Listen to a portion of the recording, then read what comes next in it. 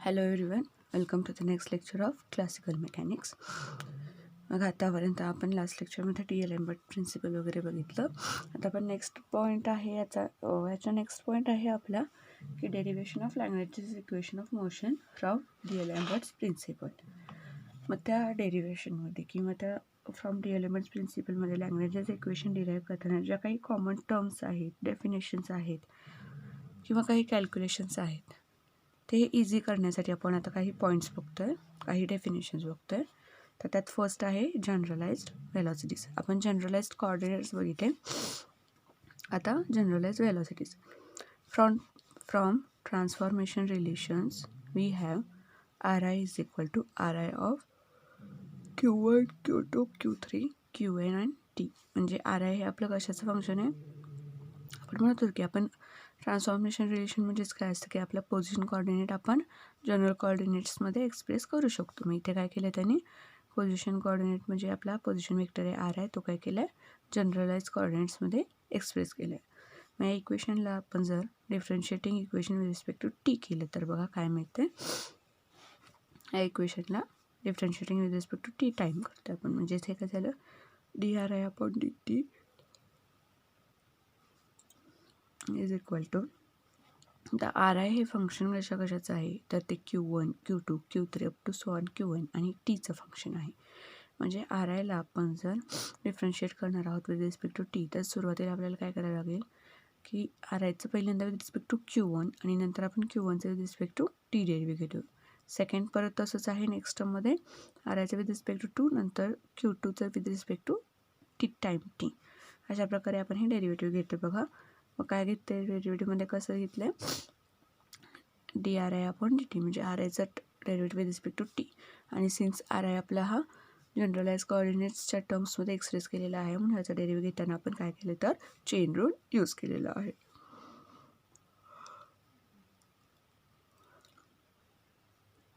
So हे काय आलं, चेन रूल यूज करून बघा, डेवा RI अपॉन डेवा Q1 DQ1 upon DT plus डेवा RI अपॉन डेवा Q2 DQ2 upon DT plus डेवा RI अपॉन डेवा Q3 DQ3 upon DT plus up to so on डेवा RI डेवा Qn into DQn upon DT. आणि last term आहे आपली T time आहे त्याच्याशी डेवा RI अपॉन डेवा T आणि DT अपॉन DT. आता इथे बघा DT अपॉन DT बनच येणार आहे, कारण की टीचं with respect to time T derivative बनच येणार आहे. मग इथे फक्त राहील लास्ट टर्ममध्ये डेवा RI अपॉन डेवा DT. मग आपण हे कसं लिहिलं बघा, हे वरचंच इक्वेशन आहे, इथे खाली फक्त काय केलं आपण with respect to time derivative घेतो म्हणून काय घेतलं आहे, फक्त डॉट घेतलं आहे, RI डॉट लिहिलं आहे.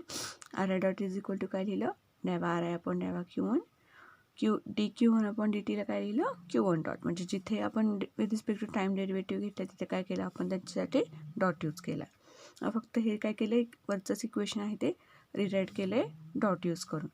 RI dot is equal to डेवा RI अपॉन डेवा Q1 डॉट प्लस डेवा RI अपॉन डेवा Q2 डॉट प्लस डेवा RI अपॉन डेवा Q3 dot plus up to so on डेवा RI अपॉन डेवा Qn डॉट प्लस डेवा RI अपॉन डेवा T. म्हणजेच आता हे समेशनच्या फॉर्ममध्ये काय लिहिलं आपण, ह्या ज्या फर्स्ट n टर्म्स आहेत त्यांच्यासाठी काय लिहिलं आहे समेशनमध्ये बघा, RI dot is equal to summation over J डेवा RI अपॉन डेवा QJ डॉट. आणि ही लास्ट टर्म फक्त सेपरेट आहे प्लस डेवा RI अपॉन डेवा T. मग हे जे आपण लिहिलेलं आहे इथे बघा, where QJ dot J from 1 to 3 are called generalised velocities. QJ dot का, तर आपण काय करतो आहे बघा, इथे जर पोझिशन वेक्टर आपला RI हा Q1 Q2 Q3 up to so on Qn आणि T हे काय आहे तर पोझिशन वेक्टरसाठी जनरलाइज कोऑर्डिनेट्स आहेत. आपण पोझिशन वेक्टरला किंवा आपल्या पोझिशन कोऑर्डिनेटला जनरलाइज कोऑर्डिनेट्सने एक्सप्रेस केलेलं आहे. मग हे जर जनरलाइज कोऑर्डिनेट्स त्या एखाद्या पार्टिकलची जर पोझिशन दाखवत असतील आपल्याला, तर त्यांचं आपल्याला माहिती आहे की आपण जर ह्याचा derivative with respect to time घेतला RI म्हणजे काय आहे आपला पोझिशन वेक्टर. मग पोझिशन वेक्टरचा derivative with respect to time काय असतो, व्हेलॉसिटी असतो. मग इथे आपण जर पोझिशन वेक्टर हे generalise coordinates Q1 Q2 Q3 up to so on Qn पर्यंत आणि T ह्या जनरलाइज कोऑर्डिनेट्सने एक्सप्रेस करू असते, तर आज जर आपण त्यांचा डेरिव्हेटिव्ह घेतला विथ रिस्पेक्ट टू टी म्हणजे काय येईल तो Q1 dot Q2 dot up to so on Qn dot म्हणजेच काय ते लिहिले Qj डॉट म्हणजेच हे काय येतील तर त्याच्या जनरलाइज्ड व्हेलॉसिटीज असतील त्या पार्टिकलच्या किंवा सिस्टम ऑफ पार्टिकल्सच्या. बघा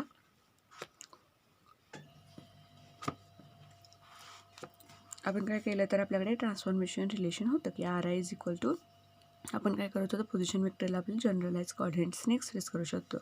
जर आपण ह्या इक्वेशनला रिस्पेक्ट टू टी डिफरन्शिएट केलं तर आपल्याला काय मिळते R I bar dot. R I dot म्हणजेच काय असेल आपण आपली व्हेलॉसिटी म्हणू शकतो पोझिशन कोऑर्डिनेटमध्ये.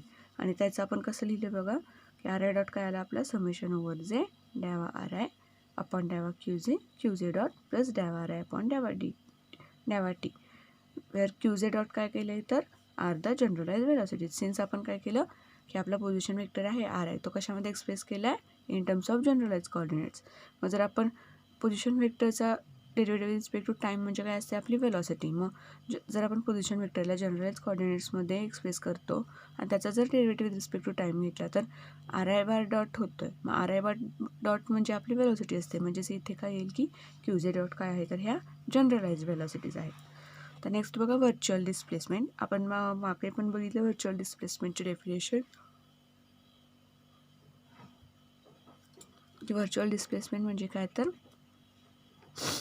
एखाद्या फोर्समुळे ॲक्च्युअल मोशन होत नाही त्या पार्टिकलची किंवा सिस्टम ऑफ पार्टिकल्सची. अशा वेळेस आपण काय म्हणतो की तिथे व्हर्च्युअल डिस्प्लेसमेंट झालेली आहे. बघा इथे काय दिले तर डेल्टा व्हेरिएशन दिलेलं आहे ट्रान्सफॉर्मेशन इक्वेशनमध्ये. हे जे इक्वेशन 1 आपण लिहिलं transformation equation R I is equal to R I of Q1 Q2 Q3 up to so on Qn आणि टी. या ट्रान्सफॉर्मेशन रिलेशनमध्ये जर आपण डेल व्हेरिएशन घेतलं किंवा डेल्टा चेंज घेतला तर तो आपण कसा लिहू शकतो बघा del of R I is equal to summation over J डॅवा आर आय अपॉन डॅवा क्यूजे इंटू डेल क्यूजे. आणि डेल आर आय म्हणजेच आपण काय म्हणतो तर व्हर्च्युअल डिस्प्लेसमेंटसाठी आपण व्हर्च्युअल डिस्प्लेसमेंट डेल आर आयने डिनोट करतो. म्हणजे जर आपल्या गिवन इक्वेशनमध्ये ट्रान्सफॉर्मेशन रिलेशनमध्ये जर आपण स्मॉल चेंज किंवा डेल्टा व्हेरिएशन कसं लिहिणार तर del R I is equal to summation over J डॅवा आर आय अपॉन डॅवा क्यूजे डेल क्यूजे. म्हणजे इथे आपण काय केलं तर हे व्हर्च्युअल डिस्प्लेसमेंट फाइंड आउट केली from using the transformation relation. बघा आणि इथे जी आपली टर्म आहे टाईमची ती ॲबसेंट आहे का तर virtual displacement is assume to takes place at fixed instance hence del T is equal to 0. Time जर टी आपला फिक्स्ड असेल फिक्स्ड आहे म्हणजेच टाईम काय आहे तर आपला कॉन्स्टंट आहे त्यामुळे त्याचा डेरिव्हेटिव्ह 0च येणार आहे. म्हणून आपण काय केले लास्टची टर्म निग्लेक्ट केलेली आहे. फक्त ज्या क्यूजेच्या टर्म्स होत्या त्या कन्सिडर करून डेल व्हेरिएशन घेतलेलं आहे आर आयमध्ये. म्हणजेच काय आली आपली ही व्हर्च्युअल डिस्प्लेसमेंट. बघा व्हर्च्युअल डिस्प्लेसमेंट फाइंड आउट केली आहे बाय युझिंग ट्रान्सफॉर्मेशन रिलेशन. आहे ते काय येते del R I is equal to summation over J डॅवा आर आय अपॉन डॅवा क्यूजे इंटू डेल क्यूजे. तर नेक्स्ट बघूया जनरलाइज्ड फोर्सेस. नेक्स्ट पॉईंट आहे जनरलाइज्ड फोर्सेस. आपण आता जनरलाइज कोऑर्डिनेट्स बघितले.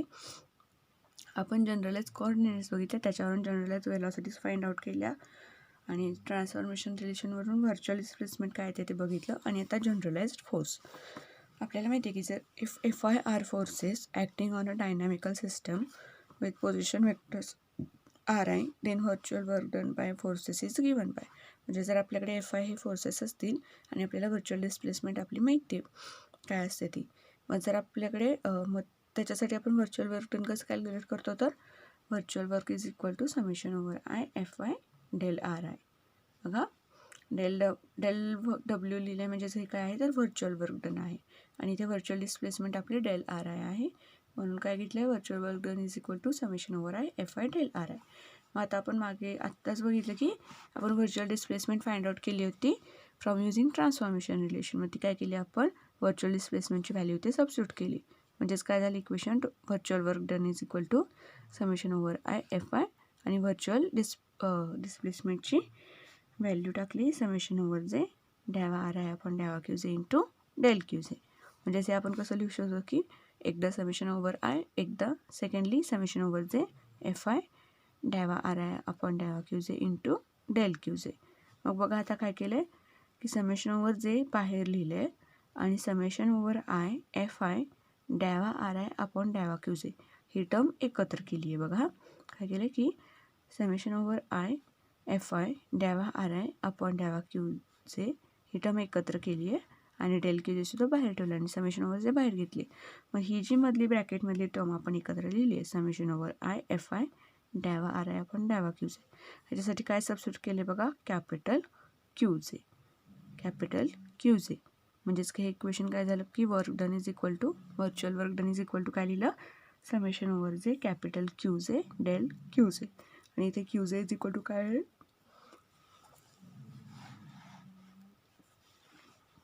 आपण क्यू जे कशासाठी सबस्टिट्यूट केले तर summation over I F I डॅवा आर आय अपॉन डॅवा क्यू जे. आणि हेच काय आहे तर called the components of generalised forces. म्हणजे हे आपला जर क्यू जे आहे ती काय आहे तर कंपोनंट्स ऑफ जनरलाइज्ड फोर्सेस. मग आपण काय केलं की जनरलाइज फोर्स म्हणजेच काय तर क्यू जे is equal to summation over I F I डॅवा आर आय आपण डॅवा क्यू जे. आणि हे आपण कसं फाइंड आउट केलं तर आपल्याला माहिती आहे की जर आपला एफ आय जर फोर्सेस ॲक्टिंग असतील आपल्या गिवन सिस्टीमवरती आणि with position vectors R I, तर आपण व्हर्च्युअल वर्क डन कसं लिहितो तर del W is equal to summation over I F I del R I. मग आपण आत्ताच काय केलं होतं व्हर्च्युअल डिस्प्लेसमेंटची व्हॅल्यू किंवा del R I find out केला होता बाय युझिंग ट्रान्सफॉर्मेशन रिलेशन. मग ती व्हॅल्यू आपण फक्त इथे सबस्टिट्यूट केलेली आहे. म्हणजे हे झालं summation over I F I summation over जे डेल डॅवा आर आय आपण डॅवा Q J into del Q जे. मग नेक्स्टली ह्या टर्म्स फक्त एकत्र लिहून घेतल्या आणि त्याच्यानंतर टर्म्स रिअरेंज कशा केल्या की समेशन ओव्हर जेची टर्म बाहेर ठेवली आणि summation over I F I डॅवा आर आय आपण डॅवा क्यू जे म्हणजे समेशन आयच्या टर्म्स एकत्र केल्या आणि डॅवा क्यू जे सुद्धा बाहेर ठेवलं. आणि ही जी ब्रॅकेटमध्ये टर्म आहे त्याच्यासाठी आपण काय सबस्टिट्यूट केलं तर कॅपिटल क्यू जे. म्हणजेच कॅपिटल क्यू जे आपण काय सबस्टिट्यूट केलं तर क्यू जे is equal to summation over I F I डॅवा आर आय आपण डॅवा क्यू जे. आणि क्यू जे म्हणजेच काय आहे तर आपले कंपोनंट्स ऑफ जनरलाइज्ड फोर्सेस आहेत. तर नेक्स्ट बघा नोट्स आहेत. फर्स्ट नोट आहे की if forces are conservative then they are derived from potential V and are given by F I is equal to minus gradient of V which is equal to minus dava V upon dava Ri. Hence in this case the generalized forces are given by capital QJ is equal to minus dava V upon dava QJ. बघा काय केले की आपल्याला माहिती आहे की जर आपले फोर्सेस आपण थेरम बघितलं की जर फोर्सेस कन्झर्वेटिव्ह असतील तर आपण काय करू शकतो की फोर्सेस कशावरून डिराईव्ह करतो तर पोटेन्शियल व्ही वरून. आणि आपण ते कसं लिहितो तर force is gradient of some potential V. मग आपण तेच इथे लिहिले की जर फोर्सेस कॉन्झर्वेटिव्ह असते तर आपण फोर्स कसा लिहितो की F I is equal to minus del I V म्हणजेच मायनस डॅवा व्ही अपॉन डॅवा आर आय. मग जर फोर्सेस आपल्या गिवन सिस्टमचे कॉन्झर्वेटिव्ह असतील तर त्या केसमध्ये आपण आपले जनरलाइज फोर्सेस कसे काय येतो किंवा कॉम्पोनंट्स ऑफ जनरलाइज फोर्स काय येतो तर क्यू जे इज इक्वल टू मायनस डॅवा व्ही अपॉन डॅवा क्यू जे. म्हणजे in case of conservative forces जर कॉन्झर्वेटिव्ह फोर्स असतील तर आपण फोर्स कसा डिनोट करतो तर it is a gradient of some potential V. म्हणून त्याच्यासाठी कॉम्पोनंट्स ऑफ जनरलाइज फोर्स काय येतं तर क्यू जे इज इक्वल टू मायनस डॅवा व्ही अपॉन डॅवा क्यू जे. आता नेक्स्ट नोट बघा जर फोर्सेस नॉन कॉन्झर्वेटिव्ह असतील तर आपण काय करतो तर बघा if forces are non conservative then the scalar potential U may be function of position, velocity and time. That is u is u of qj dot आणि t. This is called velocity dependent potential or generalized potential. In this case generalized forces are given by qj is equal to minus dava u upon dava qj plus d by dt of dava u upon dava qj dot. बघा म्हणजे आता conservative force असतील तर त्याच्यासाठी आपण generalise forces कसे देणार ते बघितलं. पण जर फोर्सेस आपले नॉन कॉन्झर्वेटिव्ह असतील तर त्या केसमध्ये आपण जनरलाइज फोर्सेस किंवा कॉम्पोनंट्स ऑफ जनरलाइज फोर्सेस कसे फाइंड आउट करणार तर बघा जर फोर्सेस नॉन कॉन्झर्वेटिव्ह असतील तर जे स्केलर पोटेन्शियल असतं सिस्टीमचं ते आपण कसं करतो जर फोर्सेस कॉन्झर्वेटिव्ह असतील तर आपण काय करतो फोर्स कशापासून तयार होतो तर derived from some potential V. पण जर फोर्सेस नॉन कॉन्झर्वेटिव्ह असतील तर आपल्याकडे काय असतं तर स्केलर पोटेन्शियल असतं आणि स्केलर पोटेन्शियल यूने डिनोट करतात आणि ते कशाचं फंक्शन असतं तर पोझिशन व्हेलॉसिटी आणि टाईम. म्हणजेच काय अशाचं फंक्शन दिलं U is equal to U of Q J dot आणि टी. क्यू जे म्हणजेच काय आहे आपले generalised coordinates, Q J dot काय आहे जनरलाइज्ड व्हेलॉसिटी आणि टी म्हणजे आपला टाईम. म्हणजेच ही काय झाली तर वेलॉसिटी आहे किंवा जनरलाइज पोटेन्शियल आहे, कारण की इथे आपण काय कशाचं फंक्शन कन्सिडर करतो आहे, यू हे जनरलाइज कोऑर्डिनेट्स आणि जनरलाइज वेलॉसिटी आणि टाईमचं. म्हणून ही काय आहे तर वेलॉसिटी डिपेंडेंट पोटेन्शियल किंवा जनरलाइज पोटेन्शियल आहे. आणि ह्या केसमध्ये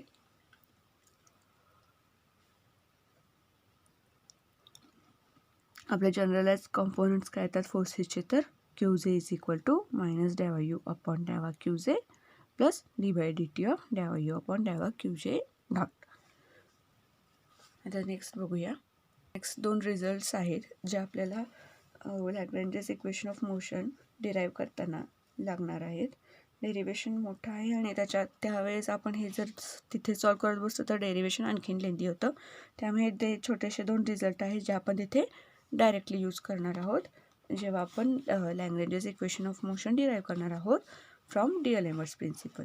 तर बघा फर्स्ट रिझल्ट काय आहे की जर आपल्याला माहिती आहे की आर आय आपण काय करतो, पोझिशन वेक्टर आपला जनरलाइज कोऑर्डिनेट्समध्ये डिनोट करू शकतो, एक्सप्रेस करू शकतो. आर आय आपला जनरलाइज कोऑर्डिनेट्समध्ये जर गिवन असेल तर डॅवा आर आय डॉट अपॉन डॅवा Q J dot is equal to डॅवा आर आय अपॉन डॅवा क्यू जे. म्हणजेच काय म्हणतो आहे, हा आपण कॅन्सलेशन ऑफ डॉट म्हणतो आहे की डॅवा आर आय डॉट आपण डॅवा Q J dot is equal to डॅवा आर आय आपण डॅवा क्यू जे आपण लिहू शकतो. हे कसं लिहू शकतो तर ते आपण इथे बघा प्रूव्ह करतो आहे की जर आपलं आर आय म्हणजे आपलं पोझिशन वेक्टर हे जर फंक्शन ऑफ असेल जनरलाइज कोऑर्डिनेट्सचं तर डॅवा आर आय डॉट अपॉन डॅवा Q J dot is equal to डॅवा आर आय अपॉन डॅवा क्यू जे. तर बघा प्रूफमध्ये काय घेतलं आहे, फर्स्ट आपण काय घेतलं आपल्याला काय दिलं की आर आय हे फंक्शन कसाचं आहे, जनरलाइज कोऑर्डिनेट्सचं. म्हणजे आपलं पोझिशन वेक्टर हे फंक्शन आहे जनरलाइज कोऑर्डिनेट्सचं. मग ते लिहून घेतलं की R I is equal to R I of Q1 Q2 up to so on Qn and T. मग आपल्याला काय प्रूव्ह करायचं तर आर आय डॉटचं derivative with respect to Q J dot. R I dot आहे म्हणजे आपल्याला अगोदर याचं derivative with respect to time घ्यावं लागेल. सो फर्स्टली आपण differentiating with respect to time T करतो आहे. जर differentiating with respect to time T केलं तर हे काय येतं D R I upon D T. म्हणजे आर आयचं derivative with respect to time T is equal to डॅवा आर आय अपॉन डॅवा Q1 D Q1 upon D T. इथे आपण काय करतो आहे तर चेन रूल यूज करतो आहे. प्लस सेकंड टर्म काय आहे डॅवा आर आय अपॉन डॅवा Q2 D Q2 upon D T plus up to so on plus second last term काय आहे आपली डॅवा आर आय अपॉन डॅवा Qn into D Qn upon D T plus लास्टची टर्म डॅवा आर आय अपॉन डॅवा T. म्हणजेच आपल्याकडे आर आय डॉट मिळाला आपल्याला. आर आय डॉट काय मिळाला डॅवा आर आय अपॉन डॅवा Q1 डॉट प्लस डॅवा आर आय अपॉन डॅवा Q2 dot plus up to so on डॅवा आर आय अपॉन डॅवा Qn डॉट प्लस डॅवा आर आय अपॉन डॅवा टी. म्हणजेच आर आय डॉट आपण कसा लिहिला बघा समेशनच्या फॉर्ममध्ये. फर्स्ट एन टर्मसाठी आपण समेशन अप्लाय केली. R I dot is equal to summation over J डॅवा आर आय अपॉन डॅवा क्यू जे डॉट आणि प्लस ही नेक्स्ट टर्म आहे डॅवा आर आय अपॉन डॅवा टी. आता ह्या इक्वेशनला जर आपण Q J dot with respect to Q J dot differentiate केलं तर काय येईल बघा डॅवा आर आय डॉट अपॉन डॅवा Q J dot is equal to डॅवा आर आय अपॉन डॅवा क्यू जे. ही काय होईल त्यावेळेस ही टर्म कॉन्स्टंट येईल आणि क्यू जे डॉटचा आपण respect to Q J dot घेतो आहे. मग क्यू जे डॉटचं विथ रिस्पेक्ट टू क्यू जे डेरिव्हेटिव्ह 1च येणार आहे आणि या टर्ममध्ये क्यू जेची टर्मच नाही किंवा क्यू जे डॉटची टर्मच नाही. त्यामुळे ही टर्म काय होईल इंडिपेंडंट ऑफ क्यू जे आहे म्हणून याचा डेरिव्हेटिव्ह येईल with respect to Q J dot 0. आणि हे आपण काय करतो इन जनरल सगळ्यांसाठीच कन्सिडर केलं जे, त्यामुळे इथे समेशन आपण घेतलेली नाही आहे. मग ह्या इक्वेशनला with respect to Q J dot differentiate करून आपल्याला काय मिळतं की डॅवा आर आय डॉट अपॉन डॅवा Q J dot is equal to डॅवा आर आय अपॉन डॅवा क्यू जे. बघा काय केलं आपण ह्याच्यामध्ये फर्स्ट आपल्याला काय प्रूव्ह करायचं की डॅवा आर आय डॉट अपॉन डॅवा Q J dot is equal to डॅवा आर आय अपॉन डॅवा क्यू जे. आणि ह्यालाच कॅन्सलेशन ऑफ डॉट लॉगसुद्धा असं म्हणतात. आणि जेव्हा आपण इथे काय करतो की इकडचे जे डॉट्स आहेत ते इकडे त्याच्या आर एच एसला कॅन्सल होतं किंवा नाही येत तिथे, त्यामुळे ह्याला कॅन्सलेशन ऑफ डॉट लॉ असंही म्हणतात. तर काय करतो आपण फर्स्टली आपण काय दिलं आपलं पोझिशन वेक्टर आपला आर आय कशामध्ये आपण एक्सप्रेस केलं आहे तर जनरलाइज कोऑर्डिनेट्सच्या फॉर्ममध्ये एक्सप्रेस केलेला आहे. R I is equal to R I of Q1 Q2 up to so on Qn आणि टी. फर्स्टली आपण ह्याला differentiating with respect to time T केलं आहे कारण की आपल्याला एल एच एसला काय आहे आपलं डॅवा आर आय डॉट अपॉन डॅवा क्यू जे डॉट आहे. म्हणजे आपल्याला पहिल्यांदा R I dot find out करावं लागेल. मग R I dot find out करण्यासाठी काय केलं, differentiating with respect to time T. मग काय मिळालं आपल्याला, आर आय डॉट बघा समेशन ओव्हर जे डॅवा आर आय अपॉन डॅवा क्यू जे डॉट प्लस डॅवा आर आय अपॉन डॅवा टी. आता नंतर काय करतो आपण, secondly differentiating with respect to Q J dot. आता इथे बघा, जेव्हा आपण क्यू जे डॉटची डिफरन्शिएट करतो आहे तेव्हा हे इन जनरल आपण कन्सिडर करतो, त्यामुळे समेशन आपण अप्लाय करत नाही आहे. आणि लास्ट टर्ममध्ये डॅवा आर आय अपॉन डॅवा टीमध्ये ही टर्म काय आहे, इंडिपेंडेंट ऑफ क्यू जे किंवा क्यू टी आहे. टाईम टीची टर्म आहे, त्यामुळे ती त्यावेळेस काय येईल, ह्याचं डेरिव्हेटिव्ह झिरोच येणार आहे जेव्हा आपण with respect to Q J dot घेतो. त्यामुळे आपल्याकडे टर्म्स काय झाल्या, फक्त डॅवा आर आय डॉट अपॉन डॅवा क्यू जे इज इक्वल टू डॅवा आर आय अपॉन डॅवा क्यू जे into D Q J dot upon D Q J dot. मग हे D Q J dot upon D Q J dot काय आलं, 1 आलं. म्हणजेच आपल्याला फक्त काय मिळते, डॅवा आर आय डॉट अपॉन डॅवा Q J dot is equal to डॅवा आर आय अपॉन डॅवा क्यू जे. म्हणजेच काय झालं इथे, तर हे डॉट जे एल एच एसला जे डॉट आहे ते आर एच एसला कॅन्सल झालेत, म्हणून ह्याला काय म्हणतात, cancellation of dot law. Next बघा काय आहे, आपल्याला काय प्रूव्ह करायचं आहे की D by D T of डॅवा आर आय अपॉन डॅवा क्यू जे इज इक्वल टू डॅवा आर आय डॉट अपॉन डॅवा क्यू जे. म्हणजे इथे काय येणार आहे, जर आपण ह्याचा with respect to time derivative घेतला डॅवा आर आय अपॉन डॅवा क्यू जेचं, तर फक्त टाईम आपण फक्त पोझिशन व्हेक्टरचंच विथ रिस्पेक्ट टू टाईमचे डेरिव्हेटिव्ह घेणार, बाकीचे टर्म्स तशाच राहणार. म्हणजेच हे झालं D by D T of डॅवा आर आय अपॉन डॅवा क्यू जे इज इक्वल टू डॅवा आर आय डॉट अपॉन डॅवा क्यू जे. म्हणून सिमिलरली आपण काय केलं, इथे पण पोझिशन व्हेक्टर आपला जनरलाइज कोऑर्डिनेट्समध्ये आपण डिनोट केलं आहे. म्हणून काय घेतलं, R I is equal to R I of Q one Q two up to so on Q N आणि टी. मग आपण काय केलं, फर्स्टली याला with respect to time T differentiate केलं. विथ रिस्पेक्ट टू डिफरन्शिएट केल्यानंतर काय मिळते आपल्याला, R one dot is equal to डॅवा आर आय अपॉन डॅवा क्यू वन डॉट प्लस डॅवा आर आय अपॉन डॅवा Q two dot plus up to so on डॅवा आर आय अपॉन डॅवा क्यू एन डॉट प्लस डॅवा R I upon डॅवा T. म्हणजेच आपण हे कसं लिहू शकतो की समेशन ओव्हर जे डॅवा आर आय अपॉन डॅवा क्यू जे डॉट प्लस डॅवा आर आय अपॉन डॅवा टी. आता जर ह्याला आपण पुन्हा विथ रिस्पेक्ट टू क्यू जे डिफरन्शिएट केलं तर काय येतं आहे बघा, आर आय डॉटला आपण काय करतो आहे, तर विथ रिस्पेक्ट टू क्यू जे डिफरन्शिएट करतो आहे. मग differentiating with respect to Q j काय येतं आहे, डॅवा आर आय डॉट अपॉन डॅवा क्यू जे इज इक्वल टू डॅवा स्क्वेअर आर आय अपॉन डॅवा Q j q one dot plus डॅवा स्क्वेअर आर आय अपॉन डॅवा Q j q two dot plus up to so on डॅवा square r I upon डॅवा Q j q one dot आणि plus लास्टची term डॅवा square r I upon डॅवा t into डॅवा Q जे. बघा फक्त काय केलं आहे, आर आय डॉटचं विथ रिस्पेक्ट टू क्यू जे डेरिव्हेटिव्ह घेतला आहे. आणि नेक्स्टली मग ही टर्म काय केली, फक्त समेशनमध्ये एक्सप्रेस केली, डॅवा आर आय डॉट अपॉन डॅवा क्यू जे is equal to summation over k डॅवा स्क्वेअर आर आय अपॉन डॅवा Q j q k dot plus डॅवा स्क्वेअर आर आय अपॉन डॅवा टी इंटू डॅवा क्यू जे. आपल्याला एक टर्म मिळाली, आपल्या आर एच एस मिळाली. आता एल एच एससाठी काय केलं आहे बघा, फर्स्टली डिफरन्शिएट काय केलं, इक्वेशनला 1ला आपला विथ रिस्पेक्ट टू क्यू जे डिफरन्शिएट केलं. मग विथ रिस्पेक्ट टू क्यू जे डिफरन्शिएट केल्यानंतर काय वाटतं आपल्याला, डॅवा आर अपॉन डॅवा क्यू जे इज इक्वल टू डॅवा आर आय अपॉन डॅवा क्यू जे इंटू क्यू वन प्लस डॅवा आर आय अपॉन डॅवा क्यू जे into q two plus up to so one डॅवा आर आय अपॉन डॅवा क्यू जे into q n plus up to so one डॅवा R I upon डॅवा Q जे into t. बघा पुन्हा ह्याला काय करतो आपण, with respect to T differentiate करतो आहे. जेव्हा with respect to T differentiate करतो तेव्हा काय येते, हे d by D T of डॅवा आर आय अपॉन डॅवा क्यू जे इज इक्वल टू डॅवा स्क्वेअर आर आय अपॉन डॅवा क्यू जे डॅवा Q one into q one dot plus डॅवा स्क्वेअर आर आय अपॉन डॅवा क्यू जे डॅवा Q two into q two dot plus up to so on डॅवा square r I upon डॅवा Q जे into डॅवा Q N dot आणि लास्टची term डॅवा स्क्वेअर आर आय अपॉन डॅवा क्यू जे डॅवा टी. जसं हे सुद्धा आपण समेशनमध्ये लिहिताना कसं लिहिलं बघा, d by D T of डॅवा आर आय अपॉन डॅवा क्यू जे is equal to summation over k डॅवा स्क्वेअर आर आय अपॉन डॅवा क्यू जे डॅवा क्यू के प्लस डॅवा स्क्वेअर आर आय अपॉन डॅवा क्यू जे इंटू डॅवा टी. मग इक्वेशन 2 आणि 3 वरून काय येते की ह्यांच्या ज्या एल एच एस आहे, आर एच एस सेम आहेत इक्वेशन 2 आणि 3च्या, म्हणून त्यांच्या LHS इक्वल आहेत. म्हणजेच d/dt of dava RI upon dava QJ is equal to काय येते, dava RI dot upon dava QJ.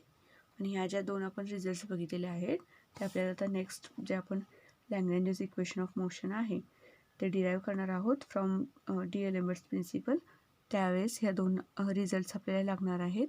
त्यामुळे आपण हे आत्ता इथेच प्रूव्ह करून घेतलेले आहेत.